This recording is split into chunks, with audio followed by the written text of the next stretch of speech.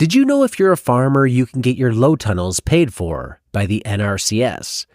Through a recently launched government program, farmers can get between $4 and $5 per square foot in reimbursement towards a Quick Hoops low tunnel system.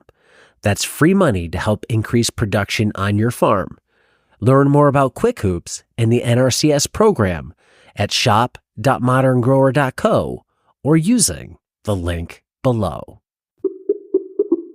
Yeah, to pull 100 out of the business, leave some in the business, what type of sales volume do you have to pull out 100? Because I've talked a lot over the past few months and done a lot into the living wage and the idea, hey, how much do you need to survive?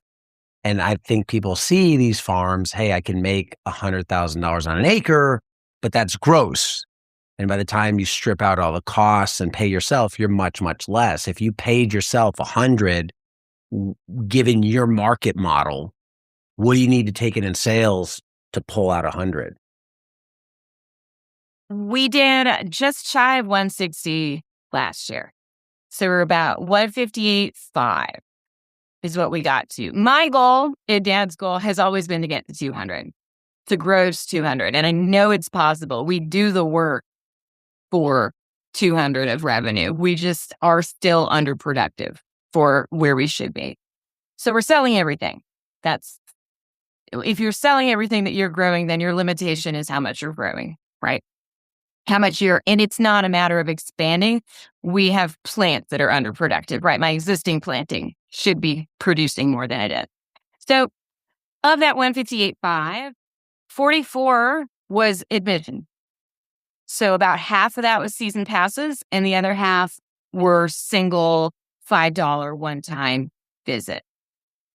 About 110 of that was produce and flowers.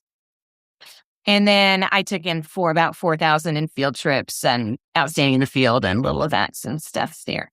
So 158.5 gross. It cost us 46.5 to do it. That includes about 8,300 in salaries for my graders, for my cashiers. So that's during that 8 weeks. We have about 30 open picks. So that's salaries for those 30 picks to actually run them.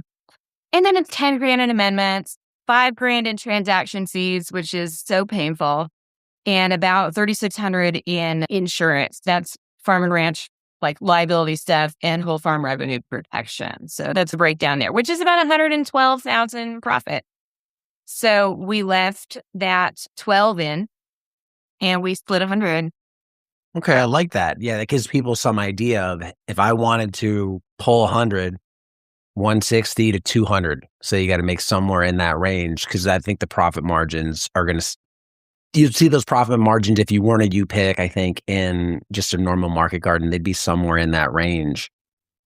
For you, if you're at 158, you want to go to 200.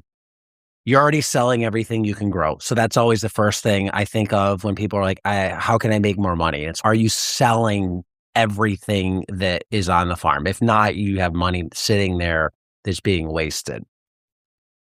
The other options, the levers you have to pull are you can get more productive. So more out of each bed or more out of each plant that's in the ground. So your yields go up. You could add more beds. You can increase prices. Which one of those is in your context, for your land, your experience, your market, which one of those is I don't want to say the easiest, the best lever to attack?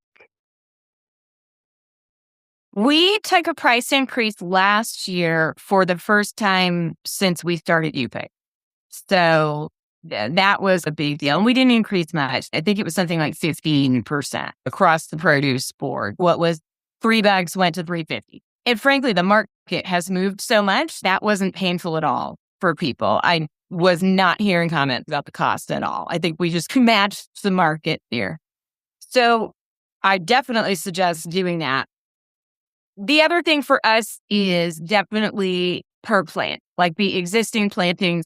We've been working with a fellow over at Tiny O Biologicals who's been helping us tremendously, and at New Age Labs, analyzing the sap from our blackberries, because we have a couple acres of blackberries and they're just You talk to growers like not that far away and they're getting 10, 12, 15, 20 pounds off a plant and we're just not, right? So that's that pure money that should be sitting there and perennials are such a long game. So you're using biologicals and stuff and it's now we're coming into kind of starting the third year of changing our approach with them and it is paying off, but it's so slow. With the annuals, you see the same thing. Like sometimes they're more consistent, but you'll have a year where my tried and true tomato variety, one of them last year, hardly set any fruit. Why? I don't know. Why did that happen? So there's 20% of my tomatoes just off the top gone. So it is constant figuring out the agronomy of it all. So it's really not even a people problem. You have enough customers coming through if they're buying at all. And you almost have the problem of maybe potentially too much demand. For certain crops, I do. For the blackberries, I do. I have too much demand to the point where it is disappointing for people, like when the berries are gone.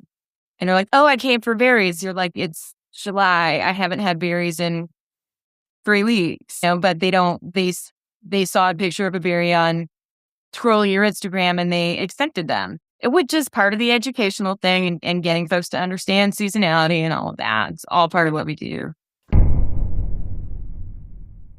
Hello, growers. Looking to turn your homestead into a profitable business? Or are you a farmer looking to boost your sales?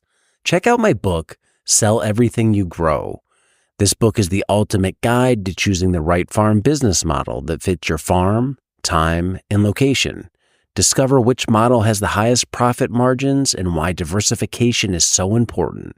Whether you're selling apples, vegetables, or microgreens, Sell Everything You Grow will help you find your first market or expand into new ones. Get Sell Everything You Grow on Amazon and start selling more today.